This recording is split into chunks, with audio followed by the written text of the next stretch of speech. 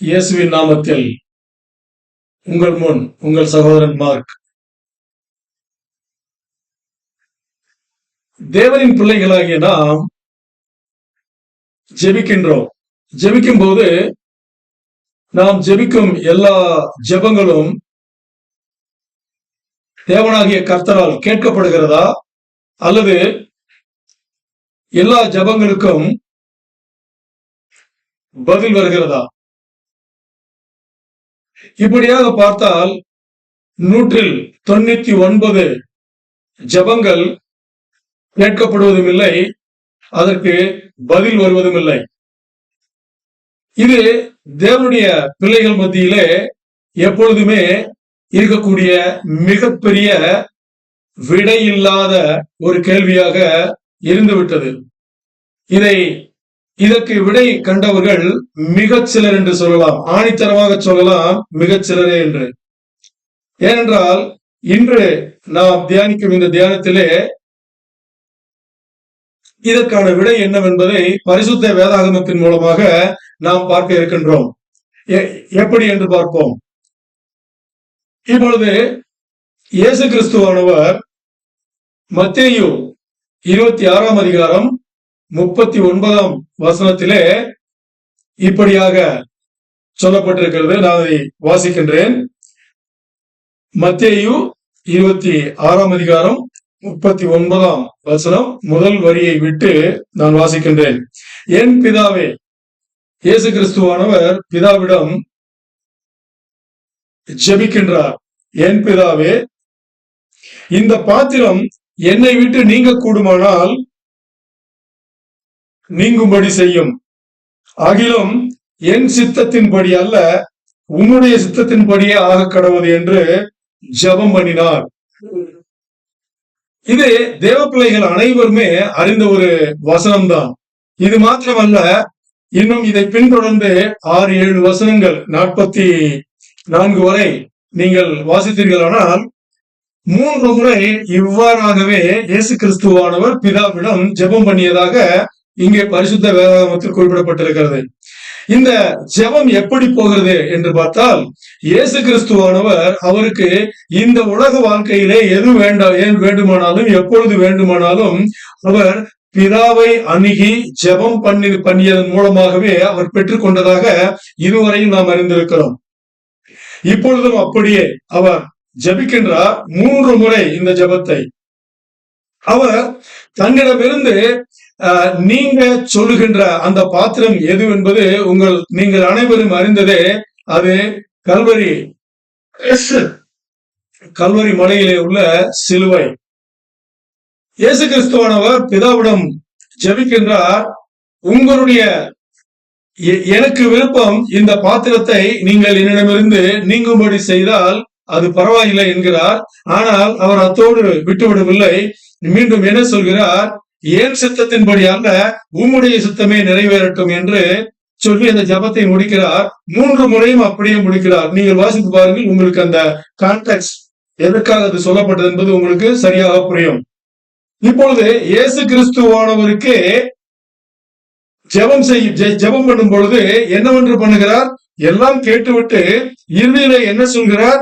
என் சித்தத்தின்படி அல்ல, உம்முடைய சித்தத்தின்படியே. இப்பொழுது தேவ பிள்ளைகளுக்கு இருக்கும் மிகப்பெரிய இந்த கேள்வி என்ன? நாம் பண்ணும் ஜெபங்கள் எல்லாம் ஆண்டவனால் தேவனால் கேட்கப்படுகிறதா, அல்லது நாம் பண்ணும் ஜெபங்கள் எல்லாம் அதற்கு தேவன் பதில் கொடுக்கின்றாரா என்பதுதான்.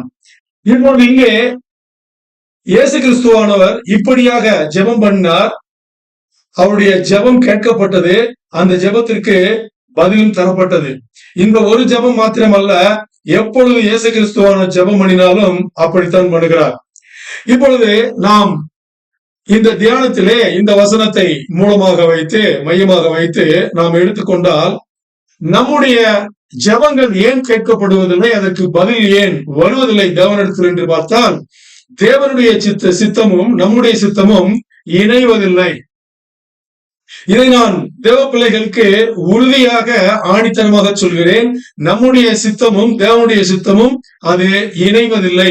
எப்பொழுது நம்முடைய ஜெபங்கள் தேவனுடைய சித்தத்திற்கு இணையாகிறதோ அல்லது ஒத்து போகின்றதோ அப்பொழுது தேவன் உடனடியாக அதற்கு பதில் கொடுக்கிறார். இப்பொழுது நாம் அப்படியாக பார்த்தால் நாம் ஜெபிக்கும் எல்லா ஜெபங்களுமே தேவன் கேட்கிறாரா என்று பார்த்தால் பரிசுத்த வேதாகமம் சொல்கிறது அவர் கேட்கின்றார் என்றே சொல்லுகிறது. எங்கே சொல்லப்பட்டிருக்கிறது? எடுங்கள் 1 யோவான் 5ஆம் அதிகாரம். 1 யோவான் 5ஆம் அதிகாரம். அதிலே 1 யோவான் 5ஆம் அதிகாரத்திலே 14, 15 வசனங்கள் இப்படியாக சொல்கின்றது. நான் வாசிக்கின்றேன். நாம் எதையாகிலும் அவருடைய சித்தத்தின்படி கேட்டால், நாம் எதையாகிலும் அவருடைய சித்தத்தின்படி கேட்டால் அவர் நமக்கு செவி கொடுக்கிறார் என்பதே அவரை பற்றி நாம் தெரிந்து நாம் கொண்டிருக்கிற தைரியம்.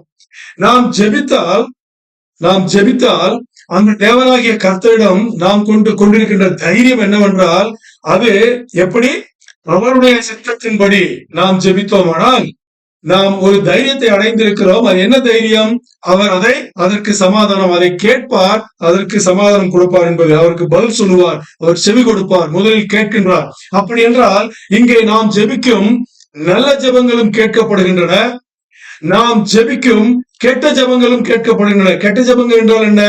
கெட்ட ஜெபங்கள் என்றால் அது நமக்கும் பிரயோஜனமாக இருக்க போவதில்லை, தேவனாகிய கர்த்தருக்கும் பிரயோஜனமாக இருக்காது. எல்லா ஜெபங்களும் கெட்ட ஜெபங்கள் தான்.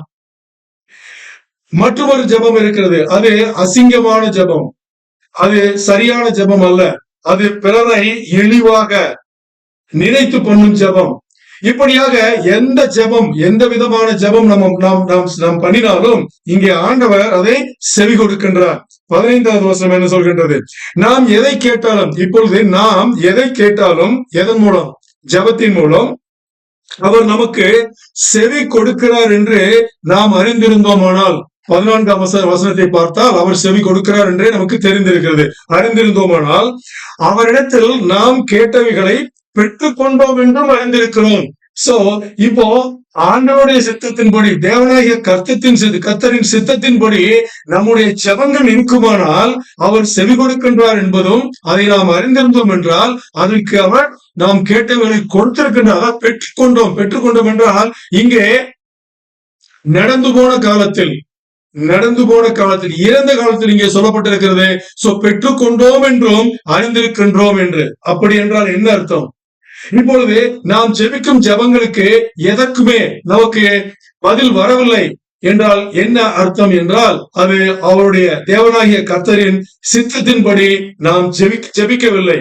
இயேசு கிறிஸ்துவானவர் மத்தேயு 6ஆம் அதிகாரம், மத்தேயு 26ஆம் அதிகாரம், 26ஆம் அதிகாரம் 39வது வசனத்திலே இயேசு கிறிஸ்துவானவர் ஜெபித்த அந்த ஜெப முறைப்படி நாம் ஜெபிக்கவில்லை. அதனால் நமக்கு ஆண்டவர் செவி கொடுக்கவும் இல்லை, அதற்கு பதில் கொடுக்கவும் இல்லை. அப்படி என்றால் எப்படியாக நாம் இங்கே ஜெபிப்பது? அதுதான் இன்றைய வேத தியானம். இன்றைய வேத தியானமே அதுதான். எப்படி என்று பார்ப்போம். இப்பொழுது நாம் எதற்காக ஜெபிக்கின்றோம் என்று பார்த்தால், இங்கே நான் ஒரு 4-5 விஷயங்களை இங்கே குறியிட்டு காட்டுகின்றேன். இதை தவிர உங்களுக்கு ஜெபிப்பதில் எதுவுமே இருக்காது. ஓகே, இப்பொழுது பாருங்கள். ஒன்று, நாம் நமது குடும்பம், முதல் அம்சம். இரண்டாவது விஷயமாக நம் குடும்பத்திற்கு தேவையான வரவு செலவுகள், பணம் வருவது பணம் போவது, இது இரண்டாவது. மூன்றாவது, நாம் வேலை செய்தால் வேலை செய்யும் இடம், அல்லது நாம் வியாபாரம் செய்தால் நாம் வியாபாரம் செய்யும் இடம், அதற்கு சம்பந்தப்பட்டது. நான்காவது, நமது தேசம். நீங்கள் உண்மையான விசுவாசிகளாக இருந்தால், நீங்கள் உண்மையான தேவ பிள்ளைகளாக இருந்தால் உங்கள் நாட்டை நீங்கள் எப்பொழுதும் விட்டுக் கொடுக்க மாட்டீர்கள். உங்கள் நாடு, நம் நாடு.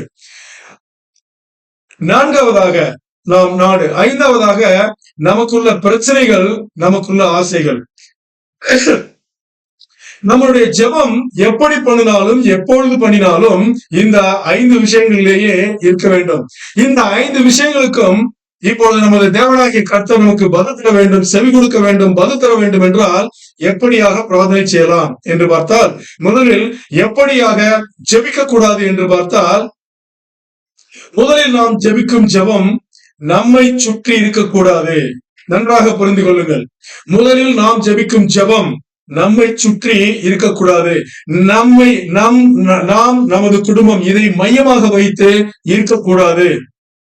இப்பொழுது இந்த 5 விஷயங்களிலும் நமது குடும்பம், நம்முடைய வரவு செலவு, நம்முடைய பண வரவு செலவு, மூன்றாவதாக நம்முடைய வேலை பார்க்கும் இடம் அல்லது வியாபாரம் செய்யும் இடம், நான்காவதாக நமது நாடு, ஐந்தாவதாக நமது பிரச்சனைகள், நமது பிரச்சனைகள், நமது ஆசைகள், நமது குடும்பத்தின் ஆசைகள், இவை எல்லாவற்றிலும் என்ன இருக்கக்கூடாது என்றால், இவை எல்லாமே நம்மை மையமாக வைத்து இருக்கக்கூடாது என்பதுதான் இன்றைய வேத தியானத்தின் முக்கியமான பகுதி.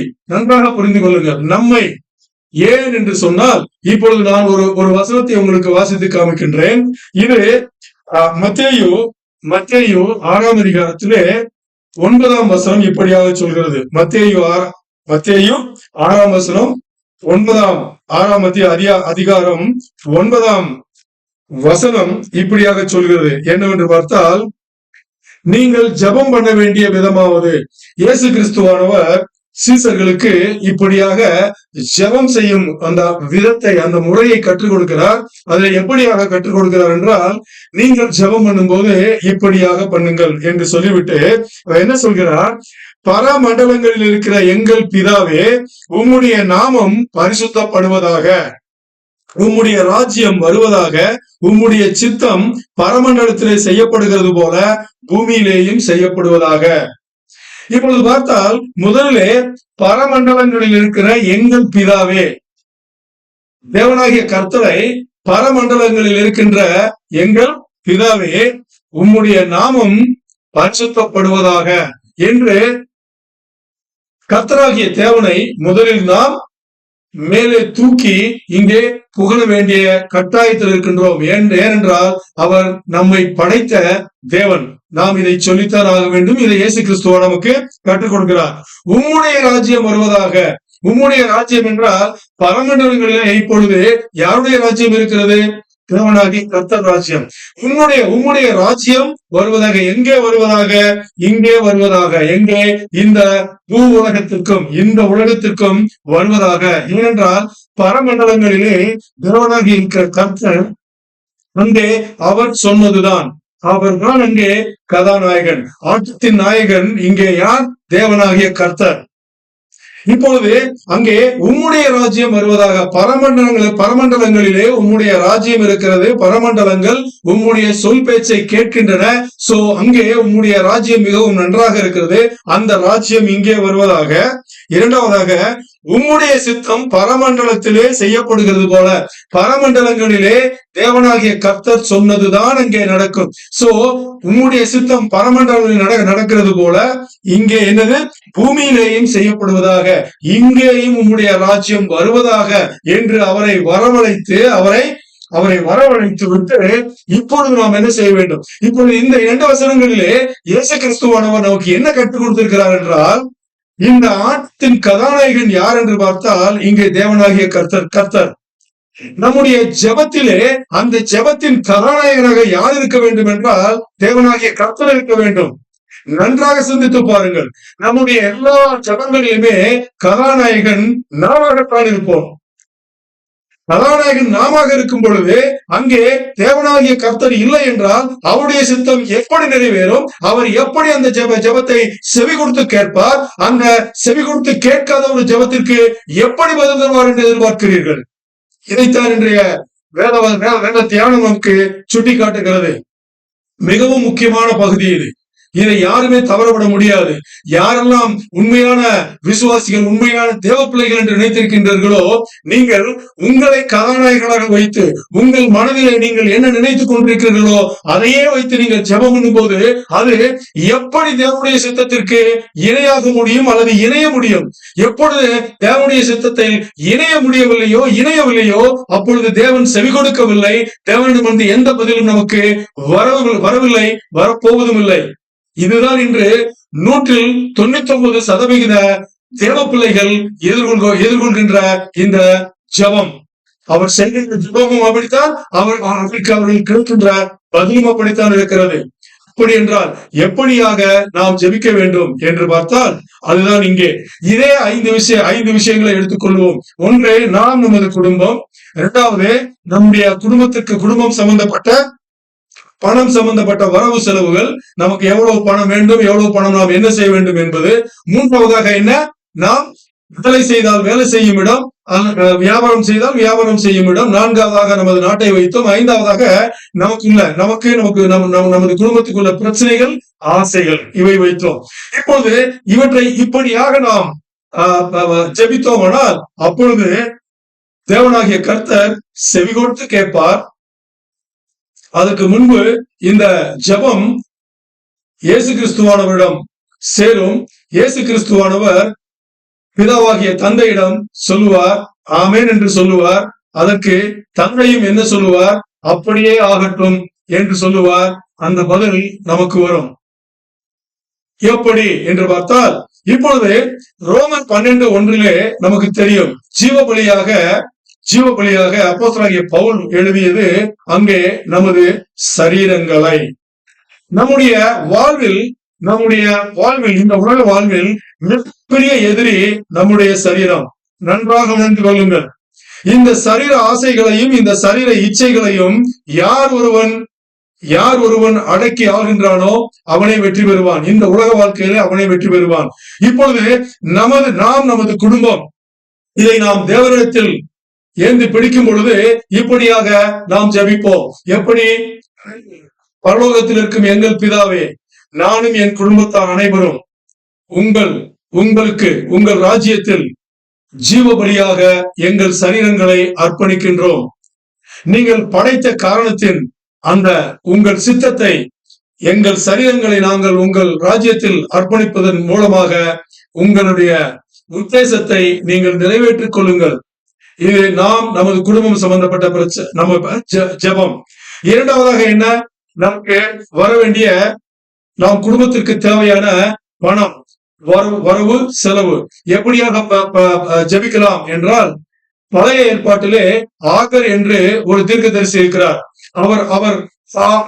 அவர் ஜெபித்த என்ன முறை என்றால், பிதாவே, ஆண்டவரே, தேவனாகிய கர்த்தரே, எனக்கு என் குடும்பத்தாருக்கு எவ்வளவு பொருளுதவி வேண்டுமோ அது மட்டும் கொடுத்தால் போதும். எனக்கு நீங்கள் அதிகமாக கொடுத்தால் நான் உங்களை மறந்து விடுவேன். எனக்கு நீங்கள் குறைவாக கொடுத்தால் அதை சேகரிப்பதிலேயே எனது காலம் போய்விடும். அப்பொழுது நான் உன்னிடம் வரப்போவதும் இல்லை. என் குடும்பம் இந்த உலகத்தில் வாழ்வதற்கு என்ன பொருளுதவி வேண்டுமோ அதை உன் சித்தத்தின்படி எனக்கு கொடுத்தால் போதும் என்று ஜெபித்து பாருங்கள். உங்களுக்கு தைரியம் இருந்தால் முதல் அம்சத்தையும் இரண்டாவது அம்சத்தையும் இப்படியாக நீங்கள் ஜெபித்து பாருங்கள். அதன் பின்னால் நடக்கும் விளைவுகளை பாருங்கள், நீங்கள் ஆச்சரியப்படுவீர்கள். மூன்றாவதாக, நமது வேலை அல்லது வியாபாரம், எந்த இடத்தில் நம்மை வேலையில் வைத்திருக்கிறாரோ அல்லது ஆண்டவர் வைத்திருக்கிறாரோ, அல்லது எந்த இடத்தில் வியாபாரத்தில் நம்மளை ஆண்டவர் வைத்திருக்கிறாரோ அப்பொழுது அந்த இடத்தில் சுவிசேஷத்தை அறிவிக்க அங்கே இருக்கும் எத்தனையோ ஆத்துமாக்களிடம் சுவிசேஷத்தை அறிவிப்பதற்கான வாய்ப்புகளை உங்கள் சித்தத்தின்படி ஏற்படுத்திக் கொள்ளுங்கள் என்று நீங்கள் ஜெபித்து பாருங்கள். நான்காவதாக நமது நாடு. ஏனென்றால் நமது நாடு என்பது எந்த அளவுக்கு முக்கியம் என்பது நமக்கு நன்றாக தெரியும். பரிசுத்த வேதாகமத்திலே சொல்லப்பட்டிருக்கிறது. இங்கே தீமோத்தேயு அந்த நிருபத்திலே பார்த்தால் உங்களுக்கு தெரியும், நமது நாடு மிகவும் அமைதியான முறையில் இருக்க வேண்டும் என்றால் தேவ பிள்ளைகளாகிய நாம் என்ன செய்ய வேண்டும்? நமது நாட்டை யார் நிர்வகிக்கின்றார்களோ, யார் ஆள்கின்றார்களோ அவர்களுக்காக அவர்களை நாம் தேவனிடத்தில் ஏந்தி பிடிக்க வேண்டும். ஏந்தி பிடித்துக் கொண்டு என்னவென்று ஜெபிக்க வேண்டும்? அவர்கள் நல்ல முறையில் ஆட்சி செய்ய வேண்டும், தேவனுடைய ஆட்சி செய்ய வேண்டும். அப்பொழுது தேவ பிள்ளைகள் அனைவரும் அமைதியான ஒரு வாழ்வை பெற முடியும் என்று அது சம்பந்தமாக நாட்டை பற்றி நாம் ஜெபிக்க வேண்டும். ஐந்தாவதாக, நமக்கு இருக்கும் பிரச்சனைகள், வாழ்க்கையில் நமக்கு இருக்கும், நமது குடும்பத்தாருக்கு இருக்கும் பிரச்சனைகளையும் ஆசைகளையும் இந்த 4 அம்சங்களை முதலில் இருக்கும் அம்சங்களை நீங்கள் சரியாக ஜெபித்திருந்தீர்களானால் இந்த 5வது அம்சம் உங்களுக்கு தேவையப்படாது. ஒருவேளை உங்களுக்கு வாழ்க்கையில் பிரச்சனை இருந்தாலும், வாழ்க்கையில் உங்களுக்கு ஆசை இதற்கும் மீறி இருந்தாலும், இதற்கும் மேலே உங்களுக்கு இருந்தாலும், அதை அப்படியே நீங்கள் ஆண்டவரிடத்தில் கூறுங்கள், ஆண்டவரிடத்தில் ஜெபியுங்கள். இயேசுவின் மூலம் அந்த ஜெபத்தை கேட்க சொல்லுங்கள். இப்பொழுது பாருங்கள் அதிசயத்தை, ஆச்சரியத்தை. உங்கள் வாழ்க்கையிலே நீங்கள் உண்மையிலேயே அதிசயித்து போவீர்கள். தேவன் இந்த மாதிரியான ஜெபங்களுக்கு அவர் செவி கொடுப்பார், அதற்கு பதிலும் உடனடியாக அனுப்பி வைப்பார்.